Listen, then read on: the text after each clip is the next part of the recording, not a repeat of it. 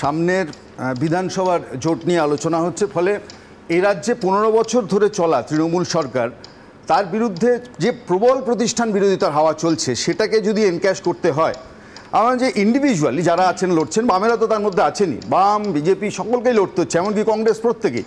কিন্তু প্রশ্ন হচ্ছে যে এখানে এই জোটের প্রশ্নটা আসছে কোত্থেকে? ফলে এখানে একটা অলিখিত জোট হচ্ছেও বা হয়েও আছে।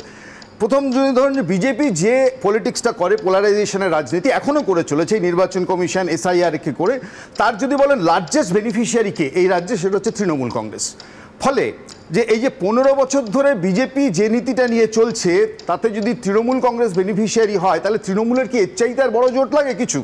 আমার প্রশ্ন হচ্ছে যে এখানে দাঁড়িয়েই যে তৃণমূল কংগ্রেস এখানে সাম্প্রদায়িকতার রাজনীতি এ রাজ্যে ছিল না, প্রতিযোগিতামূলক সাম্প্রদায়িকতার রাজনীতি তারাই করেছেন, তারাই এনেছেন। না, সব বুঝলাম, কিন্তু একাধিক ইস্যুতে কংগ্রেসের কাছাকাছি তৃণমূল আসছে না। আমরা বলছি প্রায় একটা ফ্লোর কোঅর্ডিনেশনের মতো ভাবতে পারেন, তৃণমূলের ধর্ণা চলছে, কংগ্রেস এসে যোগ দিচ্ছে। সংসদীয় রাজনীতিতে এরকম অনেক ক্লোজনেস আপনি দেখেছেন, কিন্তু আপনিও জানেন যে ডিনার কিংবা লাঞ্চের টেবিল দিয়ে হচ্ছে যে রাজনীতির জল মাপা সবসময় যায় না। আপনি বলতে পারেন বেবিও ছিলেন, হ্যাঁ অনেকে আছেন। আমি বলছি যে এবার মুশকিল হচ্ছে যে ট্রেনে উঠলেন সবাই দিল্লিতে, মানে দিল্লি যাবো বলে কলকাতা থেকে, মাঝপথে যে কে কে নেমে যাবেন সেটা তো আপনিও জানেন না।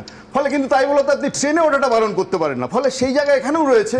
ফলে এরা চাইছেন যে ন্যাশনাল লেভেলে তৃণমূল কংগ্রেস বিজেপির বিরুদ্ধে একটা সংগ্রাম করতে, আর এখানে দাঁড়িয়ে ঠিক সেই কাজগুলো করছেন যাতে বিজেপির সুবিধা হয়, বা ভাইসে ভার্সা, পুরোটাই। ফলে এখানে দাঁড়িয়ে বামেদের ভূমিকা হচ্ছে যে খুব পরিষ্কার। আজকের আপনি একটু আগে প্রথম অধ্যায়ে অভিষেক বন্দ্যোপাধ্যায়ের কথা বলেন, একটি নামও বাদ যাবে না। আমরা প্রথম রেফারেন্সে আসা উচিত যে মেয়েটির নাম বাদ গেল, 1 বছর পূর্ণ হলো এই ভোটার লিস্টে, অভয় আরজি করের সেই মেয়েটির নাম। ফলে সেই নাম বাদ কেন গেল? It is a referendum. ফলে এখানে দাঁড়িয়ে প্রশ্ন আবারও তৃণমূল এবং বিজেপি এরা যে ক্লোজনেস নিয়ে আসছে, যে CBI ED তারা আসলে এই বিচারটা দিতে ব্যর্থ হচ্ছে। আপনি ধরুন 26,000 ছেলে মেয়ের চাকরি চলে যাচ্ছে, এই বিচার ব্যর্থ হচ্ছে CBI ED। কোথাও প্রশ্ন উঠবে না যে এই সেটিং আছে কিনা এই দুই শাসক দলের? ফলে এর বিরুদ্ধেই তো মানুষ রায় দিতে চাইছেন, জড়ো হতে চাইছেন। বামেরা আসলে সেই বিরুদ্ধ মতটাকে নিয়ে যাওয়ার চেষ্টা করছেন।